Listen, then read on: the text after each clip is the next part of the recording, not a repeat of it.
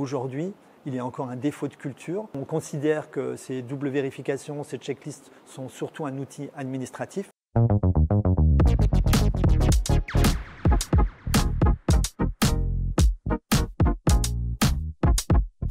Tout au début de ma carrière, en étant encore interne, moi-même j'avais commis une erreur médicamenteuse. Heureusement, sans conséquences auprès du patient. Par contre, c'est un événement qui a eu beaucoup de conséquences sur moi-même. J'en ai parlé autour de moi et en parlant, je me suis rendu compte que les pratiques sur cette gestion d'erreurs étaient plutôt de ne pas en parler.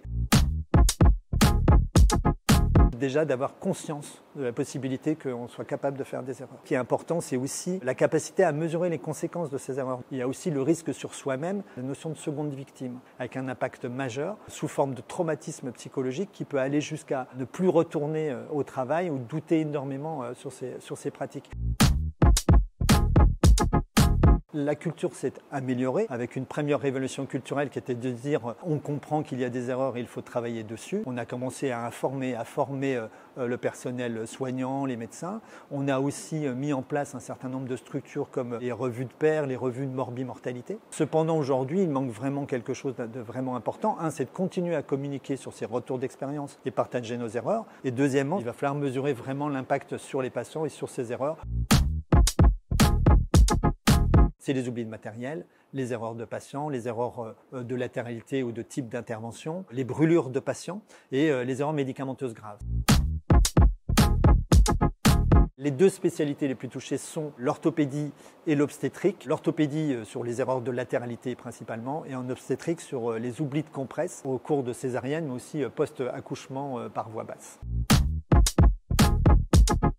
La problématique de communication. On communique mal entre médecins, entre soignants, vers le patient. On écoute mal le patient quand il nous dit des choses. Et la deuxième cause, c'est le travail en équipe. Quand on est formé en tant que médecin et en tant que soignant, on a plutôt une culture monospécialité. Mais en fait, sur le terrain autour du patient, on est multiprofessionnel. Je travaille avec des chirurgiens, je travaille avec les infirmières, je travaille avec d'autres réanimateurs, d'autres services. Et il faut vraiment apprendre à travailler en équipe.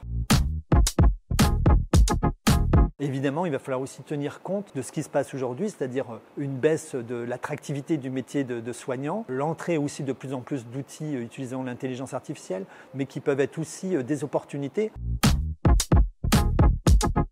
Ce sont des événements qui sont totalement évitables à partir du moment où on met en place les recommandations type faire une checklist, les vérifications, double vérification. Ça met en exergue le fait qu'aujourd'hui, il y a encore un défaut de culture, qu'on considère que ces doubles vérifications, ces checklists sont surtout un outil administratif. Si on arrive à ne pas comprendre le fait de faire ces vérifications pour éviter ce genre d'erreur, c'est qu'on n'en a pas compris fondamentalement le sens. Moins de 40% des checklists sont bien réalisés et globalement, c'est surtout le temps avant incision qui est plutôt bien fait, une fois sur deux. Le temps avant anesthésie, il est bien fait une fois sur trois.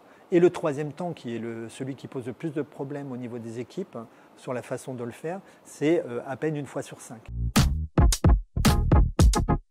Déjà au niveau structurel, il faut en faire une priorité au niveau d'un établissement, d'une équipe, de la commission médicale d'établissement. Au niveau individuel, c'est vraiment cette prise de conscience, de comprendre qu'on fait tous des erreurs et ce que l'on veut absolument travailler, c'est de les détecter, de les récupérer. Il faut absolument prendre le lead au bloc opératoire pour déclencher la checklist. Et malheureusement, quand il y a des événements qui arrivent, les deux axes clés, c'est d'être formé, accompagné, sensibilisé à l'annonce de dommages et travailler sur cette culture du retour d'expérience et donc en parler autour de soi.